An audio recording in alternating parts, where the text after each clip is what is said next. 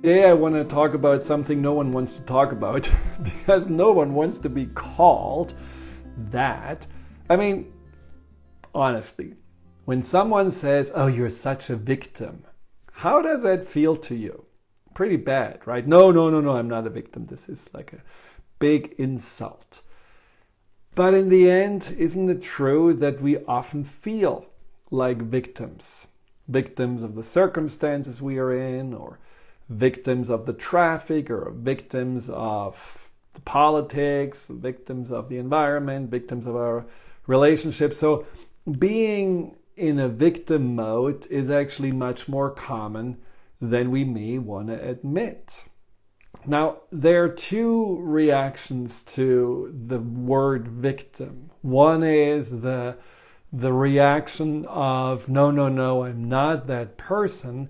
And the other reaction is really this, feeling defeated and feeling down. And there are also two victim modes, or ways of being the victim. One is the people that really were abused, that had something terrible happen to them, real trauma.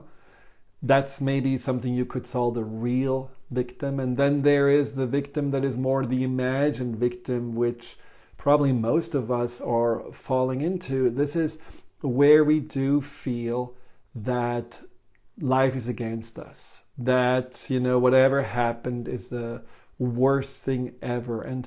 And that is something that is disempowering in itself. And for me, it's always so interesting that the people that did have to go through abuse and really horrible stories, they refuse to even acknowledge that they were victimized. And I think it's important for us.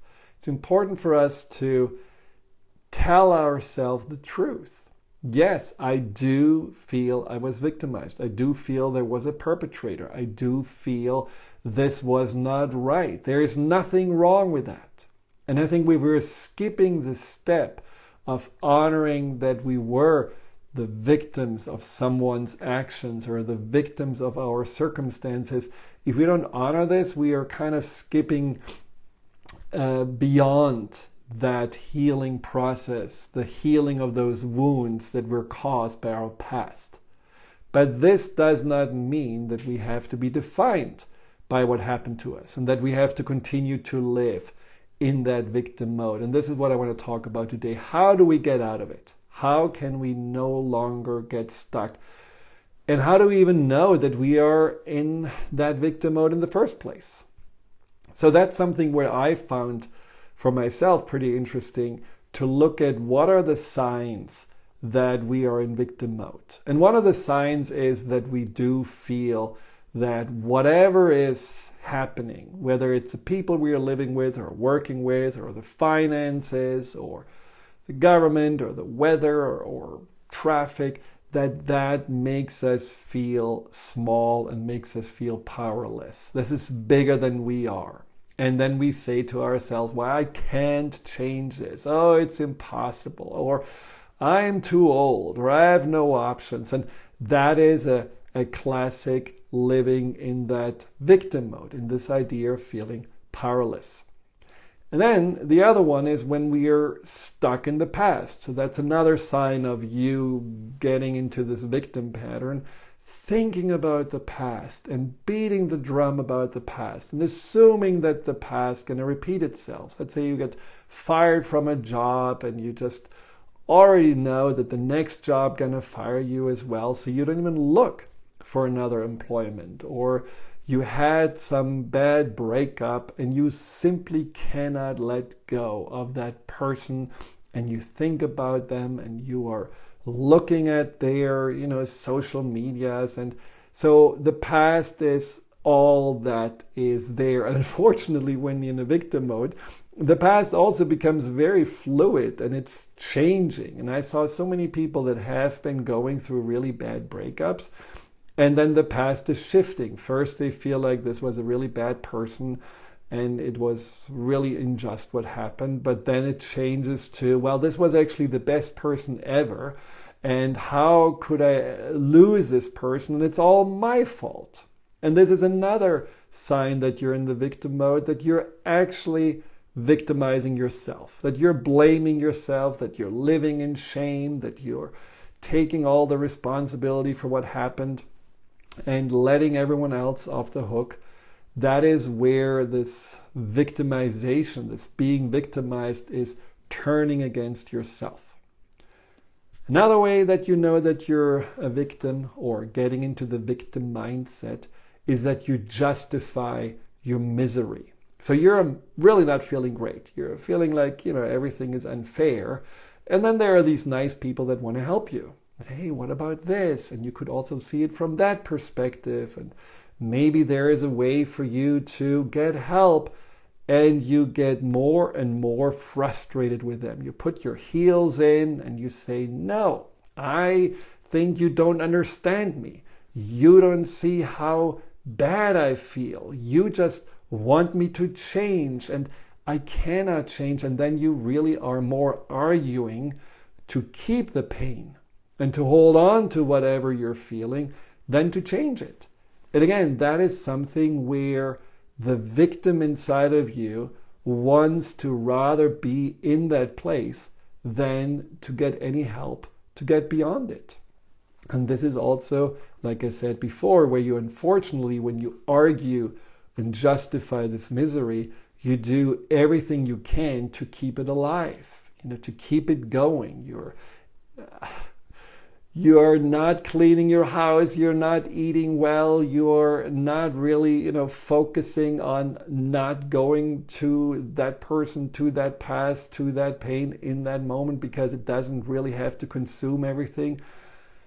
You don't do any of those things, but you're feeding the flame of the pain and the victimization because there is some strange sense of comfort in it. And there is a reason why we do this, and it's not an intellectual reason. I'm going to get to this in a moment, but there is a reason. So let yourself off the hook. Don't feel so bad or guilty about being in that mode, because often it's not even our conscious choice. It's more our subconscious getting us there.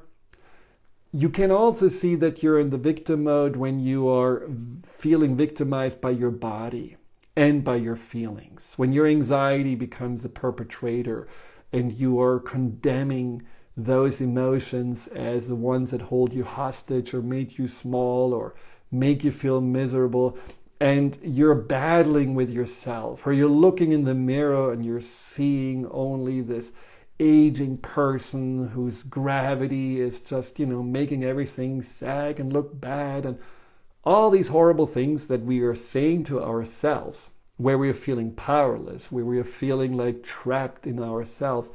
This is where we become victimized by ourselves. It's not the reality, but it's what we are telling ourselves. And unfortunately, what happens when you are in this victim mode, you literally feel that you cannot change it, and you somehow give up. It's like you are already sensing you're drowning, but then you're just stopping to paddle around because, well, I guess that's it for me. And the problem is when we are feeling powerless is that we are in our mind creating the reality that is reinforcing the state of powerlessness. And when we stop trying to change, we are ultimately believing that we don't have the strengths, we don't have the resources, we don't have the possibilities. We stop believing in ourselves. And what we hold on to believe in are all the limiting beliefs of the past that are basically the framework for being the victim. So the belief of not being good enough, the belief of not being lovable, the belief of always having to have the short end of the stick, the belief of something bad's going to certainly happen to us. All those limiting beliefs are what we are holding on to because we don't really believe in the opposite or believe in ourselves. And then those beliefs create self-fulfilling prophecies. Because guess what? If you believe that you're going to get cheated on again, or if you believe that no one can be trusted, or if you believe that you anyhow going to get fired from the next job, or if you believe that you are ugly and not good enough, you will act accordingly And then exactly that's going to happen. You will get criticism, you will get rejection, you will get people feeding back to you what you're putting out through your belief.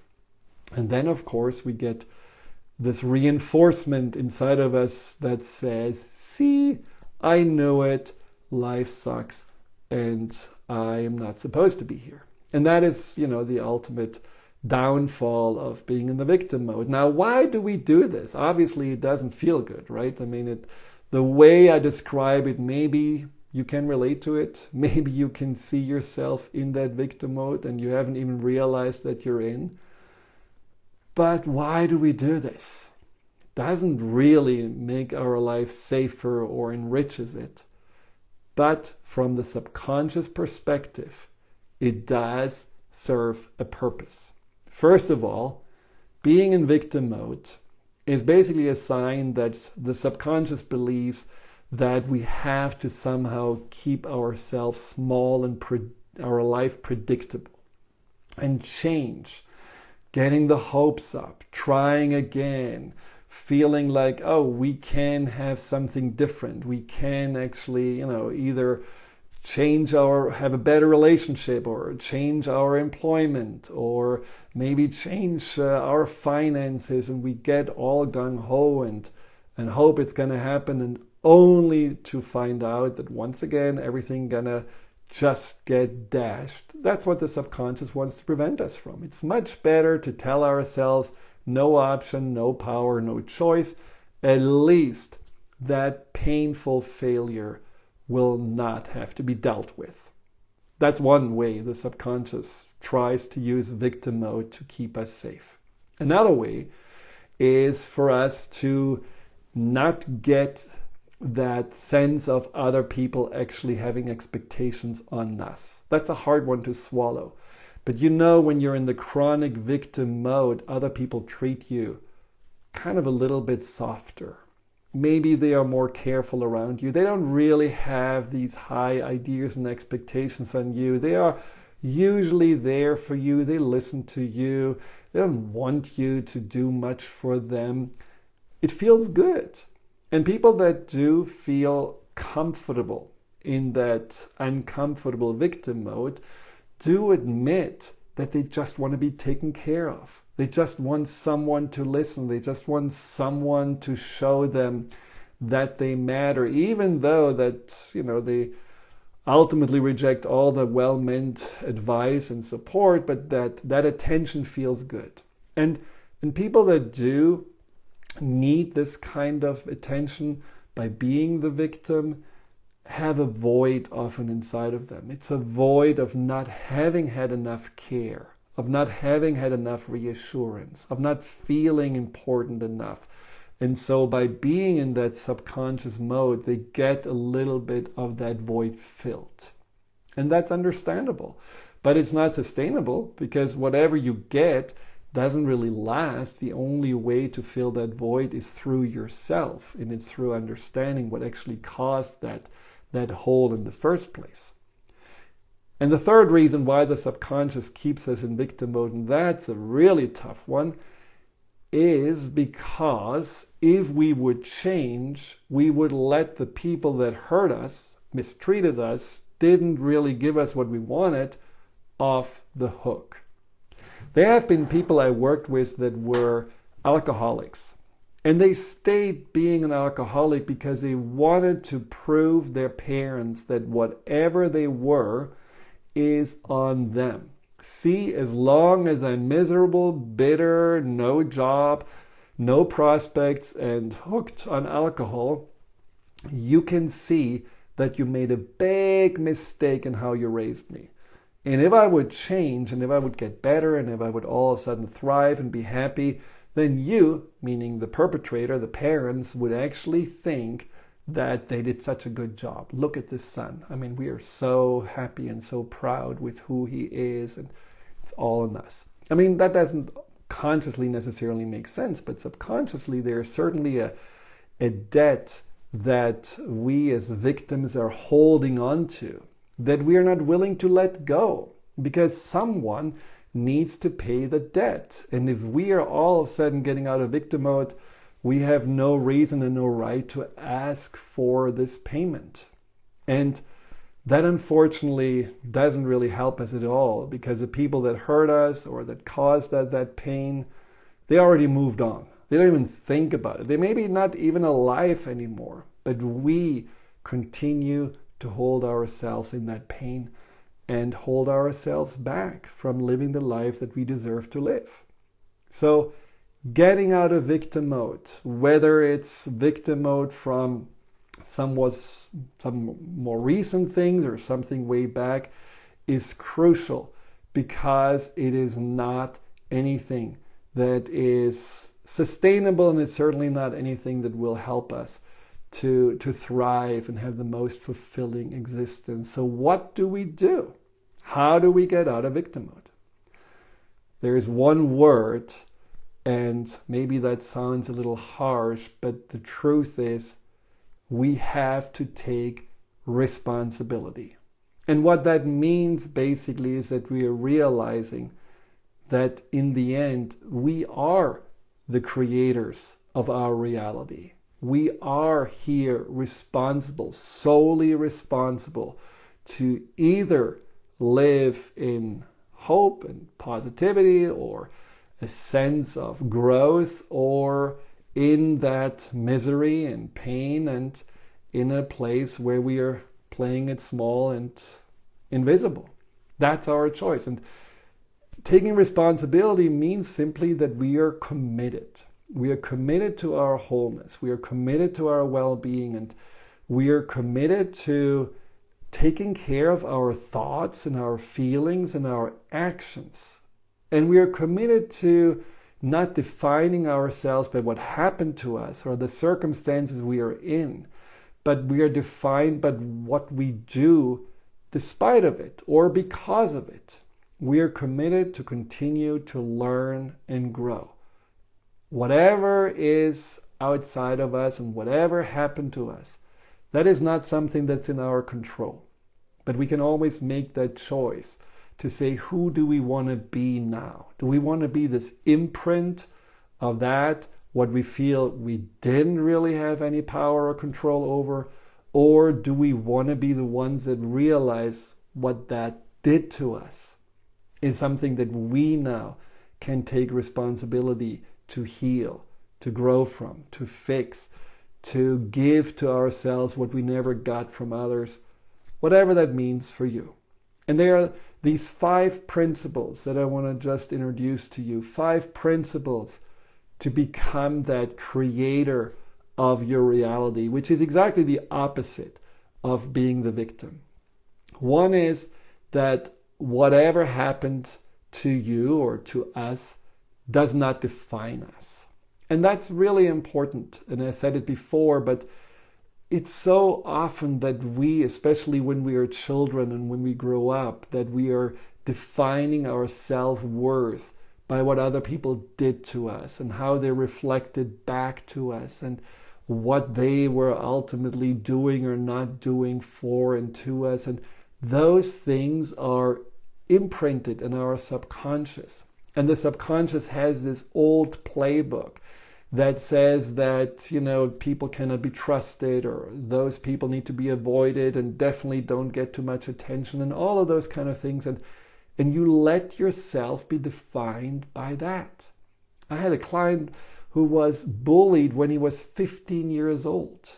And now in his 50s, he still feels regularly bullied by his colleagues, even though they are just stressed out little overachievers who are afraid that they are not matching the expectations of the big boss. And so whatever they are doing comes from their own stress. But my client's still feeling stuck in this idea of there are only bullies out there and I have to watch out, sees everyone as such and does see himself defined by his past. And we cannot let that happen. We have to really choose to say, what I'm doing from now on, that's what defines me, not what happened there to me.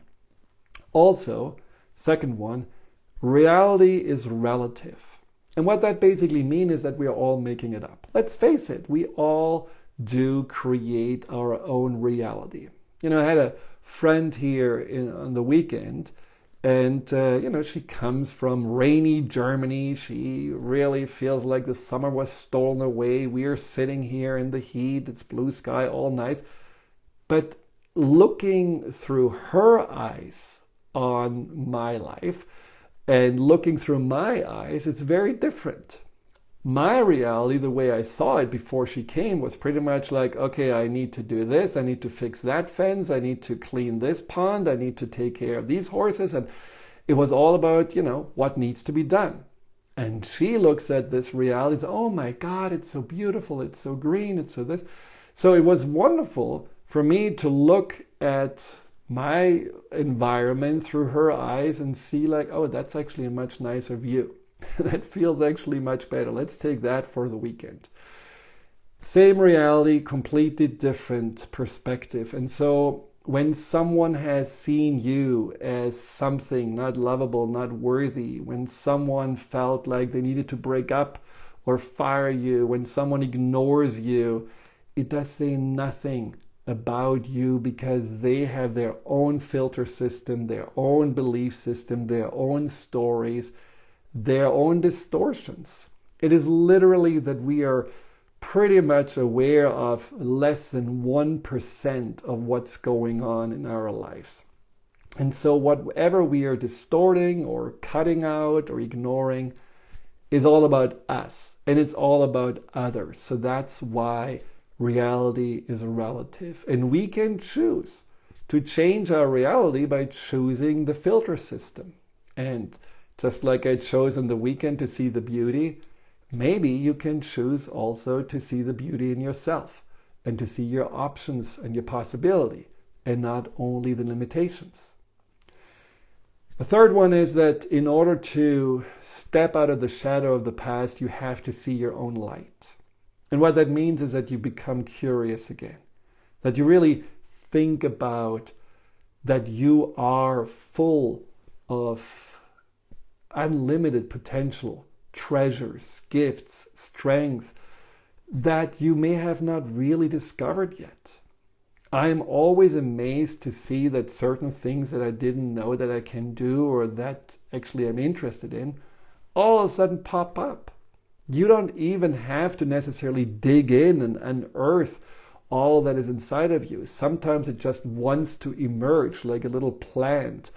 After a long winter, you just feel like, wow, why am I so interested in cooking? Or why am I so interested all of a sudden in art? And you just let this emerge. But be curious. Let your light shine. And also notice when your light shines anyhow. You know, a friend of mine told me how she doesn't have a lot of money, but how she's so caring about her sister who struggles. And so a lot of her money goes to help the sister. And she doesn't see how generous this is and how rare this is and how much a gift of love and compassion that is. And so when you spell it out, you know, she saw like, well, I guess that is really an expression of my truth, of who I am, because I'm not expecting anything in return. It just feels right. So see your light, let other people reflect it back to you, and realize you're so much more than that shadow of the past. Also understand that whatever happened, especially with people, whether they're in your current life or in your past, it's ultimately about learning. We are all students and teachers for each other. I do believe that we are somehow living in this little cosmic theater or school or whatever you want to call it, and that we all have signed up at some point that we are here to learn from each other and to teach each other. And the people that really hurt us the most and that made us the most feel like victims are often the best teachers, because they make us aware of something that we have to address. The people that make you just feel good and there is no friction, there is nothing, that's nice, you know, that's like dessert. But it doesn't necessarily make you grow in the same way as someone who is challenging you at the very core of your self-worth. Embrace it.